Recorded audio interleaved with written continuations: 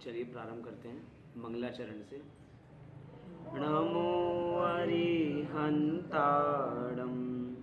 नमो सिद्धाणं नमो आयर्याणं नमो उवझायाणं नमो लोये सव्यसाहूणं मंगलं भगवान् वीरो मंगलं गौतमो गणी मंगलं कुन्दकुन्दाद्यो जैनधर्मोऽस्तु मंगलं सर्वमङ्गलमाङ्गल्यं सर्वकल्याणकारकं प्रधानं सर्वधर्माणां जैनं जयतु शासनं जैनं जयतु शासनं जैनम जयतु शासनम। जैन धर्म सदा काल जयवंत बना रहे, ऐसी हमारी मंगल भावना है। जैसे कि हम सभी भारत में रहते हैं और भारत एक ऐसा देश है जो त्योहारों का देश है। इसमें त्योहार ही त्योहार बराबर होते रहते हैं, हर जगह खुशियाँ ही नज़र आती रहती हैं। कभी कोई त्यौहार आता है, कभी कोई त्यौहार आता है, अभी त्यौहार गए फिर त्यौहार बराबर आ जाते हैं। लेकिन वास्तव में कभी विचार करना चाहिए, इतने सारे त्यौहार आते हैं लेकिन उसके बावजूद भी जैनियों के त्यौहार बाकी त्योहारों से अलग होते हैं, अर्थात अन्य धर्मों के त्योहारों से अलग होते हैं। क्या डिफ्रेंशिएशन होता है कि उनके अलग होते हैं और हमारे बराबर अलग होते हैं। जैसे आज भी एक त्यौहार है जिसकी आज हमें एक चर्चा बराबर करनी है। जगत में आज मकर संक्रांति को बराबर मनाया जाता है, कल भी एक पर्व बराबर मनाया गया था। लेकिन वास्तव में इन सब पर्वों में ऐसा क्या है जो लोग मना रहे हैं और जैनियों को इसके अंदर कोई उत्सुकता बराबर नहीं है। बाकी हर जगह आपको बहुत तामझाम दिखेगी, बाकी हर जगह आपको मस्ती करते हुए लोग दिखाई देंगे, खूब पार्टी चल रही होगी, लेकिन हमारे कोई पर्व ऐसे देखे नहीं जाते। आप अभी भी सड़कों से बराबर गुजरेंगे तो चाट पकौड़ियों की लाइन बराबर लगी पड़ी है, अलग से स्टॉल्स बराबर लगाए हैं कि भैया अब जनता बराबर यहाँ पर खाने पीने के लिए आएगी। लेकिन जैनियों का ऐसा कोई त्यौहार नहीं है। अगर हम बात करें महावीर जयंती की बात करें, हम अभी दीपावली की बात करें, ऐसा कहीं पे जैनियों के त्यौहार बराबर देखे नहीं जाते। 10 लक्षण आते हैं, अष्टानिकाएँ बराबर आती हैं, हमारे त्यौहार ऐसे नहीं होते। हमारे त्याग तपस्या के पर्व होते हैं, एक भी रंग राग का पर्व नहीं होता। हमारे यहाँ मात्र अपनी आत्मा की पूजा की बात की जाती है, भगवान की पूजा की बात की जाती है, इसी को पर्व की संज्ञा दी जाती है और कोई पर्व हमारे यहाँ नहीं है। लेकिन दुख तब होता है जब जैनी भी अन्य मतों के पर्वों को मनाने के लिए इतने उत्सुक हो जाते हैं कि भैया ये अब तो सब चलता है, जो है अब तो जगत है, ये इनका पर्व हमारा पर्व, दोनों में क्या डिफ्रेंशिएशन है, कोई अलग नहीं है, सबका पर्व बराबर खुशी खुशी मनाएंगे। लेकिन वास्तव में हम उनके पर्व मनाएं या वो हमारे पर्व मनाएं, बात ये नहीं है। पर्व है ही क्या, पहले हमें ये बराबर समझना चाहिए। पर्व को कहा जाता है, पर्व मतलब होता है पवित्र अवसर। पवित्र अवसर वास्तव में क्या कि जो दो लोगों का जुड़ान कराए, जो दो चीज़ों का जुड़ान कराए, वास्तव में उसे पर्व कहा जाता है। तो हमें वास्तव में जुड़ान करना तो है, लेकिन कहाँ करना है? आत्मा का आत्मा से जुड़ान करना है और किसी का जुड़ान नहीं करना। ये जो पर्व शब्द है ये पौर शब्द से बना है। किससे बना है? पौर शब्द। जैसे कि गन्ना होता है तो गन्ना अलग अलग बीच बीच में गांठों से बराबर जुड़ा रहता है, ऐसे जोड़ने का पर्व है। लेकिन मात्र आत्मा को आत्मा से जोड़ने का पर्व है, राग से जोड़ने का पर्व नहीं है। हमारे यहाँ किसी भी प्रकार की भक्ति, मतलब अन्य मतों में ऐसा चलता है कि भैया हमारा भक्ति प्रधान है, हम तो मात्र भक्ति भक्ति करेंगे, मतलब कि राधा किसी की भक्ति में ही बिजी है तो वो उन्हीं की भक्ति में कर रही है, तो सारे के सारे लोग उनकी भक्ति में लगे हुए हैं। लेकिन हमारा कोई ऐसा पर्व नहीं है। लेकिन बात हम मकर संक्रांति की बराबर करते हैं कि आखिर जैनी भी मकर संक्रांति मनाने लग गए हैं और अलग अलग हेतु बराबर देते हैं। बात यह है कि अन्य मतों के पर्वों को किसी भी तरह अपने जैन पर्व हम सिद्ध करने पे लगे रहते हैं। अरे ऐसे ना ऐसे ये तो जैन पर्व निकलता है, हो सकता है ऐसे जैन पर्व बराबर निकल जाए, अरे हमारे पुराण में भी तिथि बराबर मिलती है तो इसको जोड़ देते हैं बराबर इससे, किसी तरह बस उनमें शामिल होना चाहते हैं। हम अपना वजूद बराबर भूल रहे हैं, क्योंकि इसके साथ जो मकर संक्रांति है एक कथाविद बराबर जुड़ जाती है कि भैया जिस दिन भरत चक्रवर्ती अपने राजमहल के ऊपर जाते हैं तो उस दिन किसको देखते हैं? उस दिन सूर्य के दर्शन बराबर करते हैं, तो इसलिए हम भी मकर संक्रांति मना सकते हैं। मतलब बात जोड़ देते हैं कि भैया वो अकृत्रिम जैनालियों के दर्शन करते हैं, तो भैया हमारे यहाँ भी ये 14 तारीख क्या मकर संक्रांति बराबर मनाई जाएगी। लेकिन वास्तव में ऐसा कोई हेतु तर्क बराबर बैठता नहीं करते। अभी उसकी बात सारी करेंगे, सारी भ्रांतियों की बात करेंगे कि वो कौन सी संक्रांति बराबर होती है, सब बात करेंगे उसकी। लेकिन वास्तव में ऐसा कुछ भी नहीं है जैसा हम लोग बराबर मानना चाहते हैं। इसके साथ बहुत सारी भ्रांतियां बराबर जुड़ी हुई हैं, लेकिन हम उन भ्रांतियों से कैसे बचें और वास्तविक स्वरूप इसका समझ में आए, इसको हमें बराबर देखना है। मकर संक्रांति में संक्रांति का मतलब क्या होता है कि जब सूर्य एक दिशा से बदल के दूसरी दिशा में बराबर जाता है, उसे संक्रांति बराबर कहते हैं। ये संक्रांति साल में 12 बार आती है, क्योंकि एक राशि से दूसरी राशि, कुल 12 राशि है, तो एक राशि से जब दूसरी राशि में जाता है, इसी को संक्रांति कहते हैं। तो अभी तक सूर्य धनु राशि में था और धनु राशि से अब मकर राशि में प्रवेश कर रहा है, इसे ही क्या कह दिया जाता है, इसे ही मकर संक्रांति कह दिया जाता है। मतलब संक्रांतियां कोई अलग नहीं है, संक्रांति तो बहुत बार आती है, लेकिन साल में 12 बार आती है। जब जब सूर्य दिशा बदलता है तब तब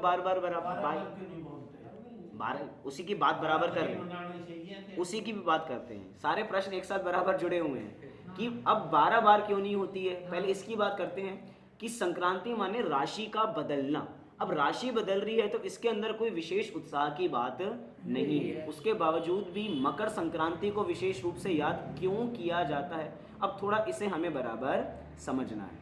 क्या समझें वास्तव में इसके बारे में, थोड़ा हमें जैन भूगोल को बराबर समझना पड़ेगा। मुझे याद है पिछले साल हमने इसी दिन को यही चर्चा बराबर की थी इसी बोर्ड के माध्यम से, लेकिन ये भी पक्का पता है हुआ कि जो पिछली बार चर्चा की थी हमें कुछ याद होगी, कुछ है, मतलब थोड़ा धुंधला हुआ है क्या? अगर धुंधला हो गया तो आज हम उसे फिर से रिवाइज बराबर कर लेते हैं।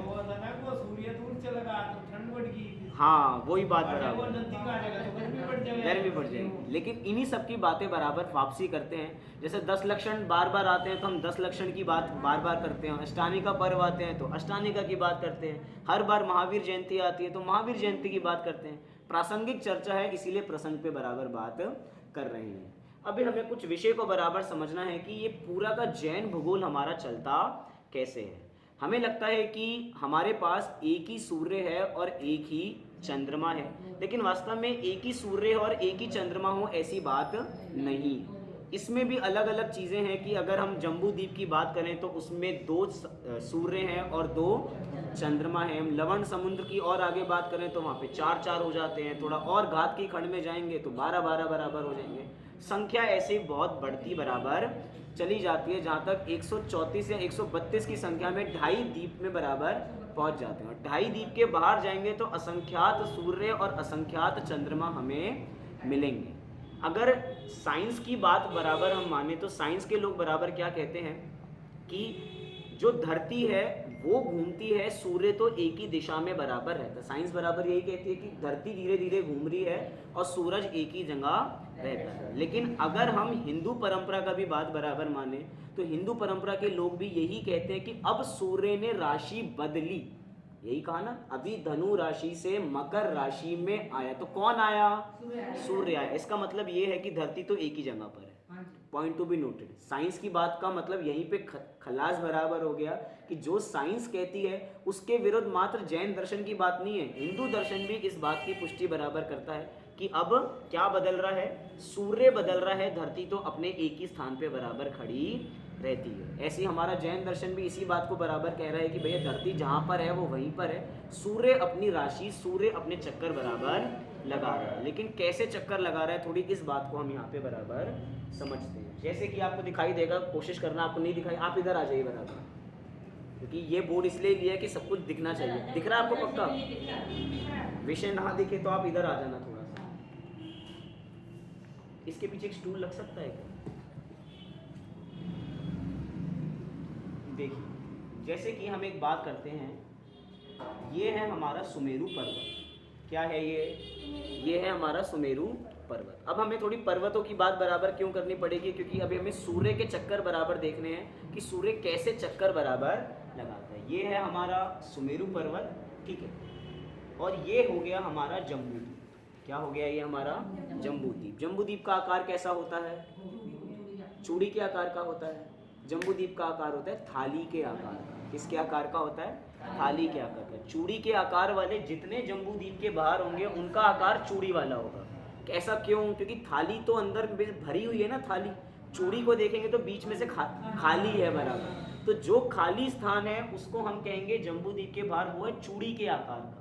ये सारा एरिया तो भरा हुआ है, जो सारा एरिया भरा हुआ है वो क्या हो गया? जम्बूद्वीप। तो अब जम्बूद्वीप को हम यहाँ पे बराबर समझ रहे हैं, तो ये जम्बूद्वीप है। अब हमें सूर्य की गति को बराबर समझना है। हम कह रहे हैं कि भैया जम्बूद्वीप के अंदर सूर्य 2 हैं और चंद्रमा 2। कुछ भी समझ में ना आए तो आप मेरे से बराबर पूछना। जैसे कि एक सूर्य इधर है, एक सूर्य हमारा इधर दिख रहा है बराबर। एक सूर्य इधर है, एक सूर्य इधर है। जब ये सूर्य इधर आता है तो ये सूर्य इधर आ जाता है। ये सूर्य जब इधर आता है तो ये सूर्य इधर आ जाता है। ये इधर पहुंचता है तो ये इधर हो जाता है। इसका मतलब हमें ये समझ में आया कि जो हमें सूरज आज दिखा था अब वो हमें कल नहीं दिखेगा, अब वो हमें परसों दिखेगा। क्यों? क्योंकि एक ही मतलब चक्कर में एक ही गली के अंदर 2 सूर्य घूम रहे हैं। एक ही गली के अंदर 2 सूर्य बराबर घूम रहे हैं। अब कैसे घूम रहे हैं बराबर?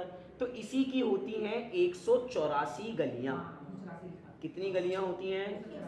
184 गलियां। अब आप ऐसे 184 गलियां बराबर देखते चले जाइए। कितनी गलियां? 184 गलियां बराबर होती है। मतलब कि सूर्य जो प्रवेश कर रहा है, दिख जाएगा? मतलब जो ये सूर्य है ये धीरे धीरे ऐसे घूमते घूमते चक्कर लगाते लगाते लगाते ये सभी गलियों में बराबर घूमता जाएगा। जैसे जैसे सूर्य घूमता जाएगा तो कितनी गलियां क्रॉस करेगा? 184 गलियों तक आगे तक बराबर जाएगा। 184 गलियां। अब छोटा सा प्रश्न बराबर है कि 184 गलियों में जाएगा, एक दिन में एक गली कवर करता है क्या? एक दिन में सूर्य एक गली कवर करता है तो 184 गलियां कितने दिन में कवर करेगा? 184 दिनों में करेगा। सही है ना बात? पक्का? सोच लीजिए एक बार, लॉक कर दिया जाए। आगे की तो गलियां बड़ी बड़ी होती गई हैं। वो ठीक है, वो अपनी स्पीड बढ़ाएगा, फिर अच्छा। वो अपनी गति बढ़ाएगा, उसकी भी आगे बात करेंगे। पहले ये पक्की बात हो जाए कि 184 गलियां हैं, एक दिन में एक गली को कवर करता है तो कितनी दिन में पूरे कवर करेगा? 184 दिन में ही करेगा। तो आप सभी का उत्तर गलत है। क्यों गलत है? क्यों? क्योंकि 184 गलियां हैं लेकिन 184 गलियों को 100 कितनी गलियां लिखी हैं? 183 गलियों में पूरा बराबर कर लेगा, इतने दिनों में कर लेगा। ऐसा कैसे कर लेगा? ऐसा इसलिए कर लेगा क्योंकि पहली नंबर की गली में तो है ही ना पहले से। जैसे कि एक बच्चा पहली कक्षा में है तो पहली कक्षा से उसको 12वीं कक्षा में आने में कितने साल लगेंगे? अब सब स्मार्ट हो गए, अब सबको उत्तर आ, अब कोई नहीं बोलेगा 12 साल लगेंगे। अरे पहली कक्षा में तो है ही, पहली कक्षा से 12वीं पहुंचने में 11 साल ही लगेंगे। ऐसी 184 गलियां कवर करनी है तो कितने दिन लगेंगे?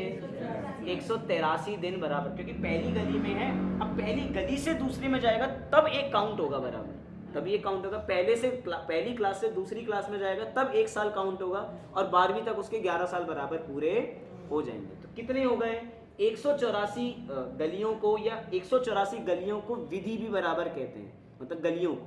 अब कितने दिनों में पूरा कर लेगा? 183 दिनों में पूरा कर लेगा। साल में दिन कितने होते हैं? साल में दिन होते हैं 365। इसको डबल करेंगे तो कितना होगा? 366। मतलब कि जब इस गली से यहाँ पे पहुंचेगा फिर यहाँ से प्रवेश करेगा तो यही गणित बराबर बैठेगी कि 365 और 366। अभी फरवरी का महीना बराबर आएगा तो 29 दिन का भी कोई होता है, ये वाला तो 28 का जो लीप ईयर बराबर देखा जाता है कि 4 साल में एक बार बराबर आएगा। तो गिनती उस हिसाब से कैसे बैठेगी?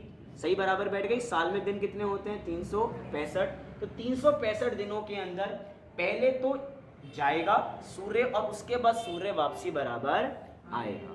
अब सूर्य जा रहा है, सूर्य आ रहा है, ये क्या है वास्तव में?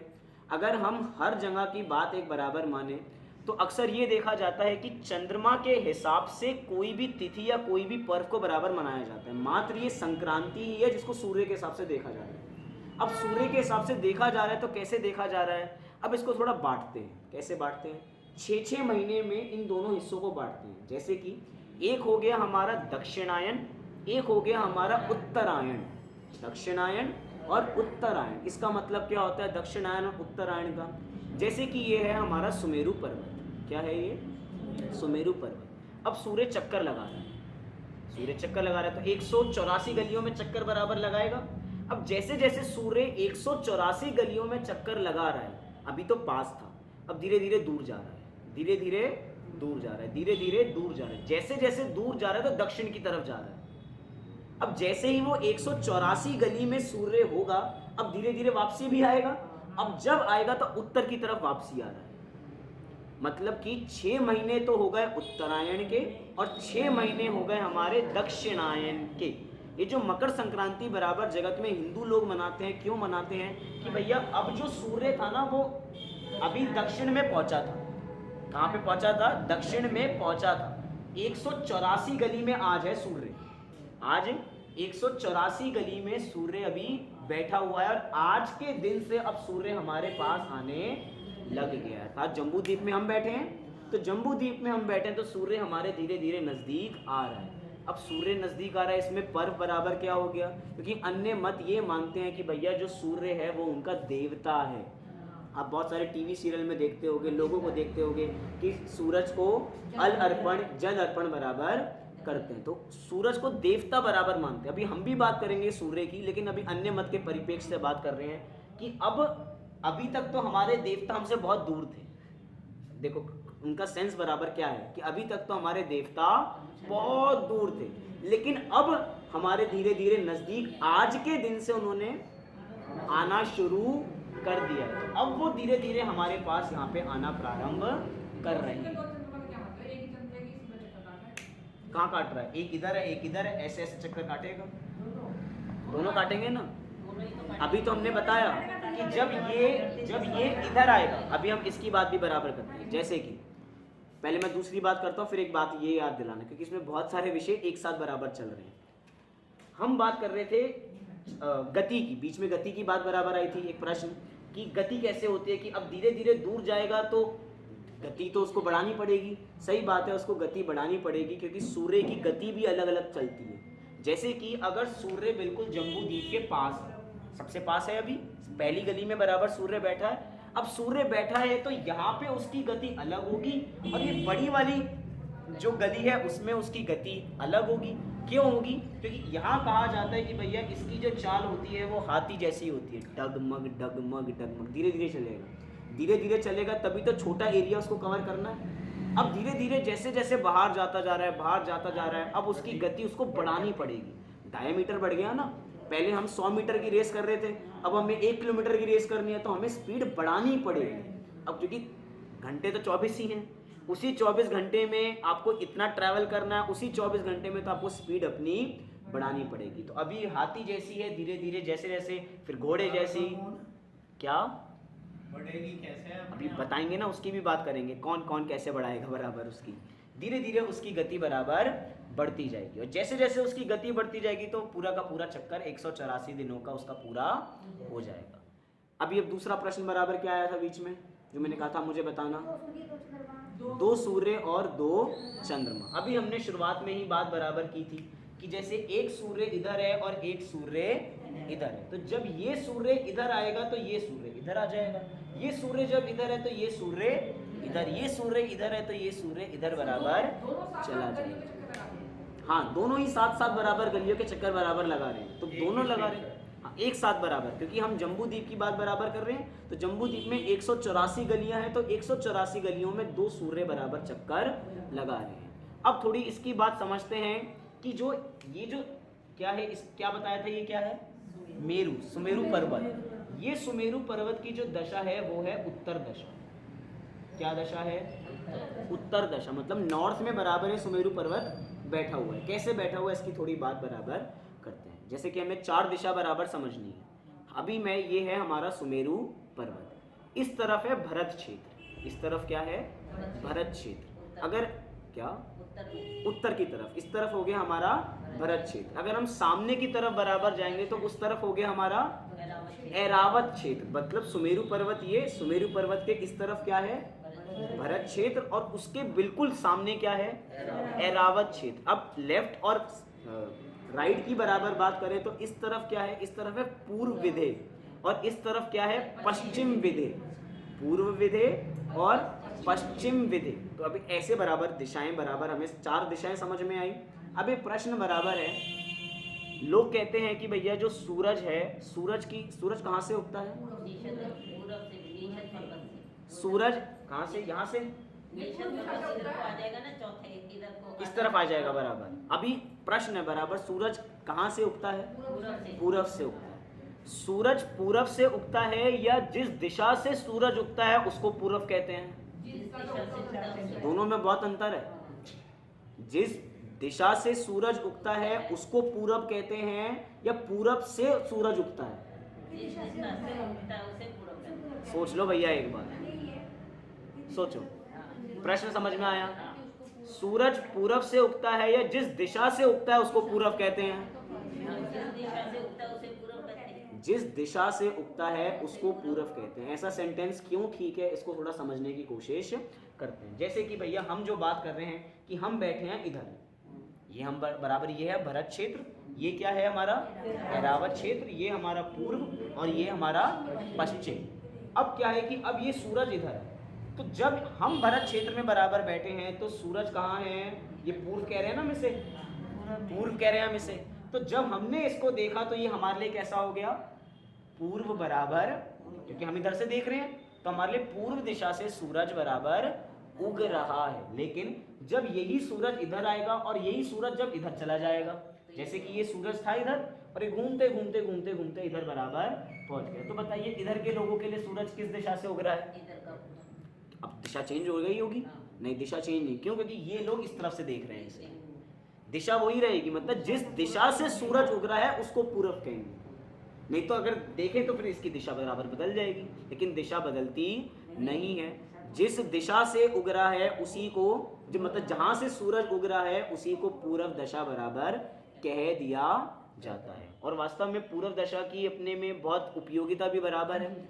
जब भी कोई भी कार्यक्रम बराबर, अपने जैनियों के भी कोई तिथि कैलेंडर बराबर निकालना होता है या अपनी भगवान की प्रतिमा हमें स्थापित बराबर करनी है तो हमेशा पूर्व दिशा को देखा जाता है। क्यों देखा जाता है पूर्व दिशा को?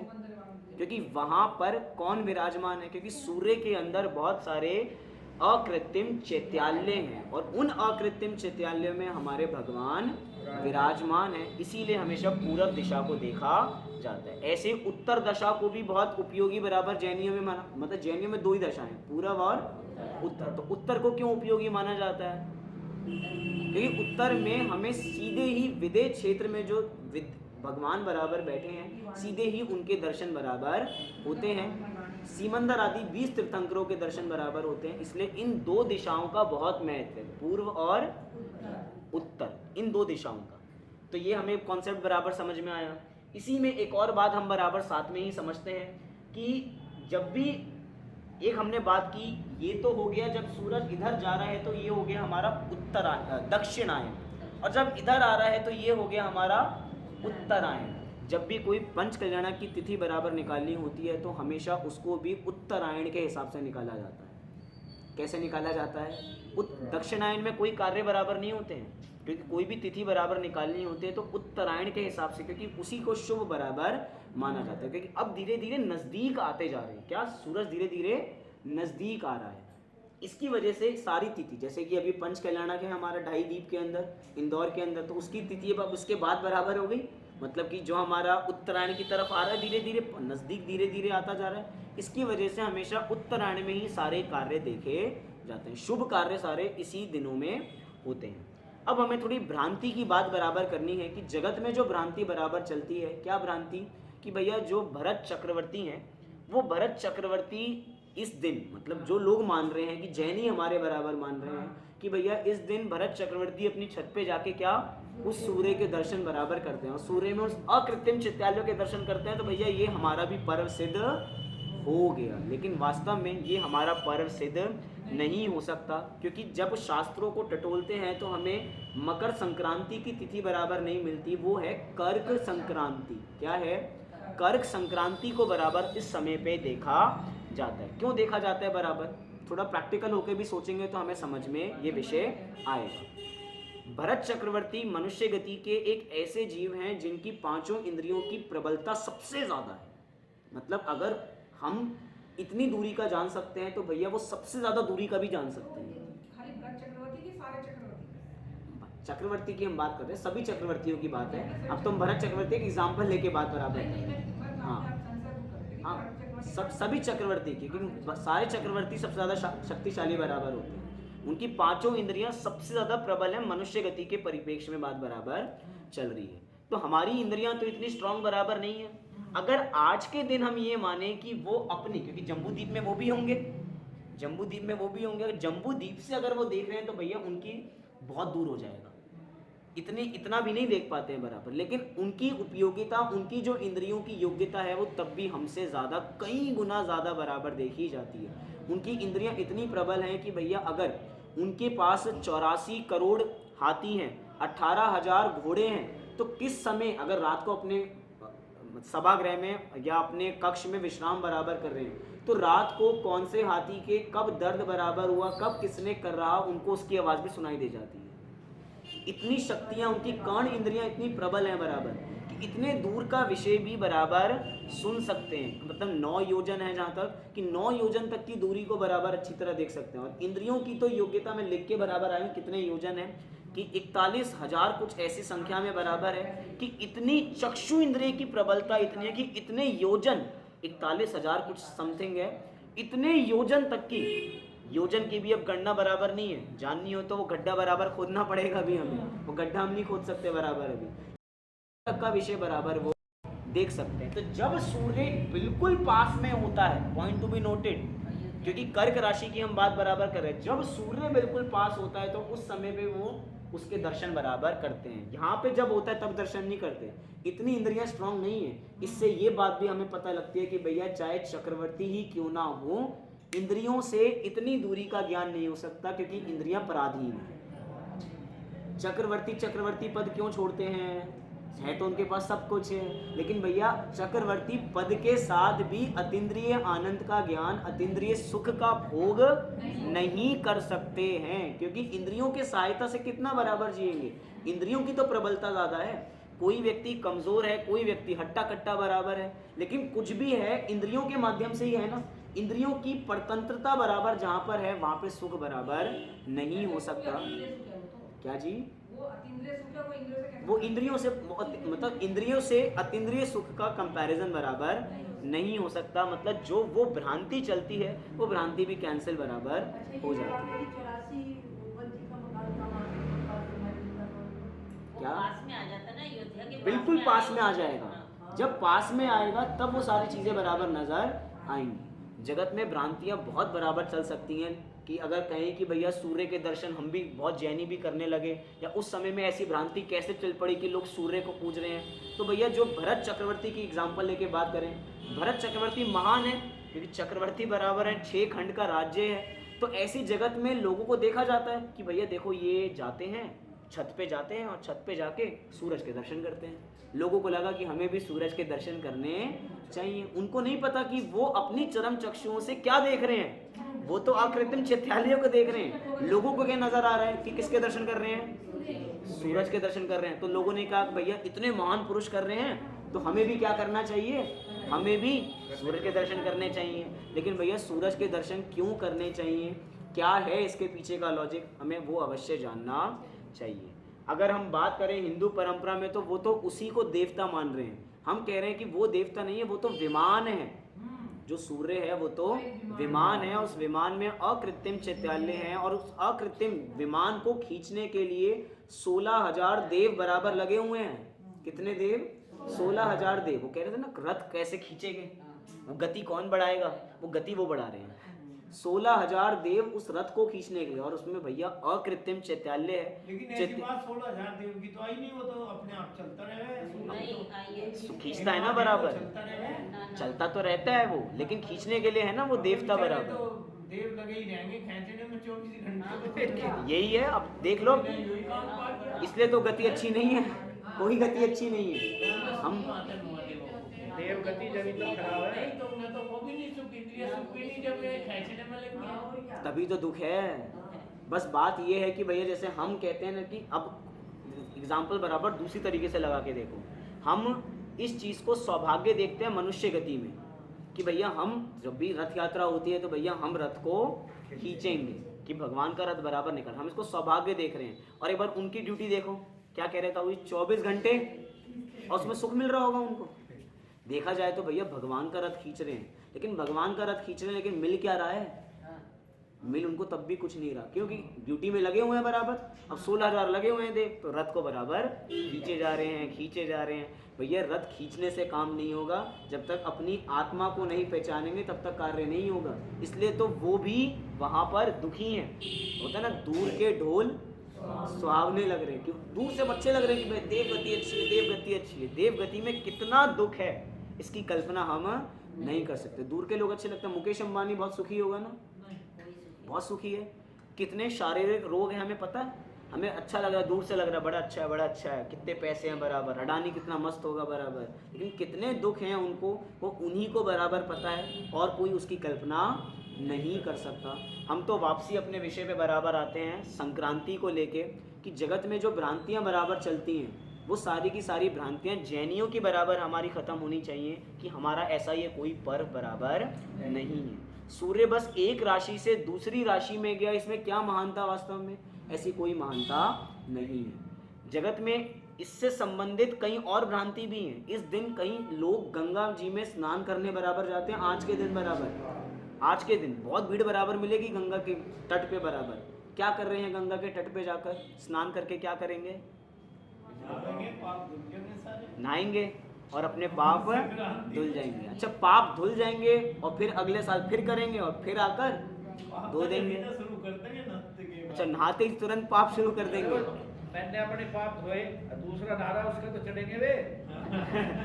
मतलब हम नहाए तो दूसरे के पाप को बराबर चिपट जाएंगे। मतलब पाप वास्तव में धुलते नहीं हैं। अगर ऐसे पाप धुल रहे होते तो जितने जेल में लोग बंद हैं उनको वहीं पर लेके जाया जाता, डुबकी दिलाई जाती और हो जाता, फिर छोड़ देते, जेल होती ही नहीं बराबर। लेकिन वास्तव में पाप ऐसे धुलते नहीं है। वैसे ही वो अपवित्र कर रहे हैं उसको, शरीर अब खुद ही अपवित्र है। और ऐसे पवित्र हो रहा होता तो हम सब पवित्र हो जाते, लेकिन ऐसा कोई पवित्र होते नहीं है। साथ ही साथ आज के दिन हमने बात की थी ना कि अन्य में ये सारे के सारे पर्व जो देखे जाते हैं हंसी खेल के बराबर देखे जाते हैं। हमारे कॉलेज में भी बराबर मनाया गया था। तो क्या है बराबर कि भैया पॉपकॉर्न खाने को मिलेगा, मतलब पहले उधर भी डालेंगे थोड़ा सा, थोड़ा खाएंगे भी बराबर, मूंगफली खाएंगे, और क्या खाते हैं बराबर? तिल के लड्डू बराबर खाएंगे। कितनी भीड़ बराबर लग रही है दुकानों में इस चीज़ के। और क्या खाएंगे? लड्डू तो खा ले, पर लड़कियों को देना है, यूं कहाँ का वो नियम है। अच्छा, ये भी है। देखो, इसके बारे में इतना मुझे नहीं पता। ये जैनी पूछा जैनी बराबर पूछा। चलिए, जिनके नहीं होता उनके बहुत अच्छा है, जिनके होता है उनको समझना चाहिए कि ऐसा हमारे यहाँ नहीं है। हम इस विषय में बराबर नहीं जाते। लेकिन खाने पीने का ये पर्व बिल्कुल भी नहीं, क्योंकि कोई भी पर्व खाने पीने से संबंधित नहीं हो सकता। अब कुछ वहाँ पे अर्पित कर रहे हैं और कुछ थोड़े अपने पेट में अर्पित बराबर कर रहे हैं। और क्यों? क्योंकि भैया वास्तव में सोच के देखो, लकड़ी जला ली और अपने हाथ भी बराबर सेक ली, पर्व भी बराबर हो गया कि भैया इस दिन फसल बराबर कट रही है, फसल बराबर नहीं आई है, जो हो गया उधर का, और हमारे हाथ भी सीख गए, मस्ती हो गई। डीजे अब गली गली में, कल मैं रात को बराबर गए, गली गली में डीजे बज रहा है और अपनी मस्ती बराबर चल रही है। मना क्या रहे हैं वास्तव में? विचार तो करो। अपनी मस्ती मजाक पूरा चल रहा है बराबर, कोई पर्व नहीं है। और एक बार अपने जैनियों के पर्व बराबर देखो। मैं दूसरे को घृणा करने को नहीं कह रहा हूँ, मैं वेद विज्ञान करने की बात बराबर कह रहा हूँ कि हमारे पर्वों में कितनी त्याग तपस्या बराबर भरी है। हमारे पर्व में कोई हंसी मजाक बराबर नहीं होता। हमारे यहाँ कह रहे हैं कि भैया जो पर्व है उसमें अपना आत्म कल्याण कैसे करो ये देखो बराबर। हमारे यहाँ अष्टमी चतुर्दशी बार बार आती है। क्यों आती है? कुछ संदेश देना चाहते हैं भैया कि ये दिन पवित्र है, इनमें अपना कल्याण करो। अष्टानिका साल में एक बार नहीं आती है, अभी आने वाली है अष्टानिका, मार्च में बराबर आएगी। अब मार्च में आएगी तो एक ही बार आएगी, साल में 3 बार आ रही है। मतलब 8 8 8 कितने हो गए दिन? 24 ऐसे हो गए। 10 लक्षण कितनी बार? 3 बार। एक 10 लक्षण कितने दिन का? 10 दिन। 30 दिन, 30 24 बराबर मिला लीजिए। महीने में अष्टमी चतुर्दशी 4 बार बराबर टोटल हो गई, 12 महीने बराबर हो गए, 12 इंटू 4 48 बराबर हो गए। इसको बराबर मिला लीजिए। साथ साथ में सबके जन्म कल्याणक हर दिन कोई ना कोई कल्याणक बराबर है, उनको बराबर मिला लीजिए। और कौन से पर्व हैं बराबर? अरे 16 कारण भावनाएं, वो तो 10 लक्षण में कुछ दिन मिल जाते हैं बराबर, लेकिन 10 दिन अलग हो जाते हैं बराबर। अब उसके भी और महीने बराबर मिला लीजिए। और कोई पर्व है बराबर? मतलब कि जैनियों का तो हर दिन पर्व है। ऐसा कौन सा दिन है जिस दिन जैनियों का पर्व नहीं होता? 362 में 332 या 34 होते हैं पर्व के दिन। मैं तो कह रहा हूँ 365 के 365 दिन पर्व में ही है। लेकिन अब पर्व का मतलब हमें समझना है, पर्व का मतलब क्या है। पर्व का वापसी उसी विषय पे बराबर आ जाते हैं। पर्व माने क्या है? एक पवित्र अवसर। वो पवित्र अवसर क्या है? कोई तिथि का इंतजार करके काम बराबर नहीं होता कि भैया आज ये अच्छा दिन है तो इस दिन हम काम बराबर कर लेते हैं। अरे जिस दिन हमने आत्म कल्याण कर लिया वो तिथि शुभ हो जाती है बराबर। हम कैलेंडर ढूंढते रहते हैं, भैया आज कौन सी तिथि अच्छी है, इस दिन काम करेंगे, इस दिन काम करेंगे। ये मिथ्यात्व है वास्तव में। हमने सोच रखा कि ये दिन शुभ है, ये दिन शुभ है। अरे जिस दिन काम करोगे वो दिन शुभ हो जाएगा। कौन से हमारे तीर्थंकर है जिन्होंने तिथि देख के काम किया होगा? अच्छा, अक्षय तृतीया क्या है वास्तव में? अक्षय तृतीया को क्या हुआ था? क्या किसका हार हुआ था? किसका हार हुआ था? आदिनाथ, मुनि आदिनाथ का सर्वप्रथम बार आहार हुआ था अक्षय तृतीया के दिन। सोचा होगा उन्होंने पहले कब अक्षय तृतीया आ रही है तो मैं आहार लेने के लिए बराबर जाऊंगा। तो मिला होगा 6 महीने तक विचरण किया, इस ये दिन डिसाइड कर लिया होगा। जिस दिन आहार लिया उस दिन अक्षय तृतीया उस दिन बराबर बढ़ गई और उसको हम मनाने लग गए। मतलब कि तिथियों के अनुसार काम नहीं होता, जिस दिन हम काम कर लेंगे वो ही तिथि बराबर शुभ हो जाएगी। तो बोलिए आज का दिन शुभ है या नहीं शुभ है? सम्यक दर्शन की प्राप्ति के लिए शुभ है या कोई तिथि पंडित आके निकलवाए के कि इस दिन करेंगे इस दिन करेंगे? शुभ है तो कर लें फिर आज सम्यक दर्शन। कैसे करें? कैसे करें भाई साहब? अपना पुरुषार्थ जगा के भाई तो कहो जो हैं क्या सुनाएंगे? यही है, होने आने का तो यही ना सब में कर सके। ये हम डीमोटिवेट हो गए। अभी तो हमने थोड़ा मोटिवेट किया था, अब हम कब होगा? आज होगा? शुभ है? अच्छा आज का दिन शुभ है? अरे आज का दिन शुभ तब होगा जिस दिन हम अपना कल्याण बराबर कर लेंगे। मतलब कि जब हम निमित्त उपादान का सिद्धांत बराबर देखते हैं ना, जब कार्य होता है तब निमित्त का आरोप आता है। जब हम सम्यक दर्शन कर लेंगे तब वो तिथि शुभ कहलाने लगेगी, अन्यथा शुभ बराबर नहीं कहलाएगी।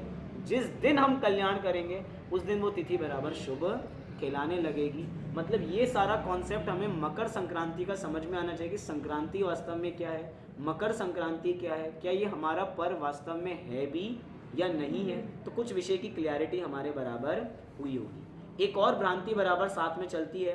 एक भ्रांति तो क्या हो गई बराबर? गंगा जी में स्नान की। दूसरी भ्रांति हो गई हमारी तिल गुड़ का सेवन करने की। इस दिन लोग तिल गुड़ बराबर खाते हैं। तो ठंड की वजह से करते हैं। ठंड की वजह से? हाँ। है। अरे उसके बहाने घर में थोड़ा स्टॉक जमा हो जाता है ना, तो लंबे समय तक बराबर चलती रहती है। और तीसरा इस दिन बराबर माना जाता है कि भैया अगर गुजरात के साइड में बराबर जाएंगे तो इस समय पे पतंगोत्सव बराबर बहुत देखा जाता है। लेकिन कोई पतंगोत्सव नाम की कोई चीज़ वास्तव में क्या शास्त्रों में कहीं बराबर मिलेगी? पतंगोत्सव कोई पतंगोत्सव नाम की चीज़ नहीं है वास्तव में। और जितनी चीज़ें हैं उससे मात्र हमारा उपयोग भी बराबर होता है, हमारा पैसा भी बराबर बर्बाद होता है, और जीवों की हिंसा भी सबसे ज़्यादा बराबर होती है। हमें तो वो जीव बराबर दिखते हैं जो पक्षी विज्ञान है, हमें पक्षी दिख जाते हैं, लेकिन ऐसे कितने जीव हैं जो दिख नहीं रहे हैं और उनकी हिंसा बराबर हो रही है। जितने भी वायुकायिक जीव हैं वो दिख रहे हैं हमें, उनकी हिंसा हो रही है नहीं हो रही है? हमें तो चित्रों में जितना हम आगे पोस्टर भेज रहे हैं या हम नहीं कर रहे हैं, हमें पक्षी दिखाई दे रहा है कि पक्षी रस्सी में उलझ के, अरे पक्षी क्या, इंसान स्कूटी पे जा रहा हो बराबर तो उसका गला बराबर कट जाता है बराबर। कितनी सावधानी बराबर रखनी पड़ती है। जितने लोग इसका काम करते हैं वो खुद हाथों में टेप बांध के काम करते हैं कि भैया हमारी उंगली कट ना जाए। मतलब हिंसा कितनी है। इसलिए किसी भी प्रकार का ऐसा उत्सव नहीं है कि हम ऐसे कार्य बराबर करें। भैया तो क्या करें, ठंड बहुत हो रही है, रजाई में बैठे, यही करें? क्या करें? अपना आत्म कल्याण बराबर करें। मात्र इतनी सी बात, हमें कोई भी पर्व, तो ये टॉपिक तो हमने मात्र प्रसंग के हिसाब से ले लिया।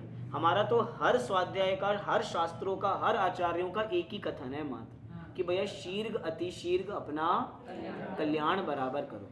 कई बार आचार्यों से प्रश्न करने का मन होता है कि भैया काम है अंतर्मूर्त का, कितना है सम्यक दर्शन प्राप्ति, कितनी देर लगेगी अंतर्मूर्त का, और अंतर्मूर्त के लिए आपने इतनी चीजें बराबर लिख दी, और उसके बावजूद भी ये तो एक जिनवाणी है, ऐसी कितनी जिनवाणी हमारे पास है।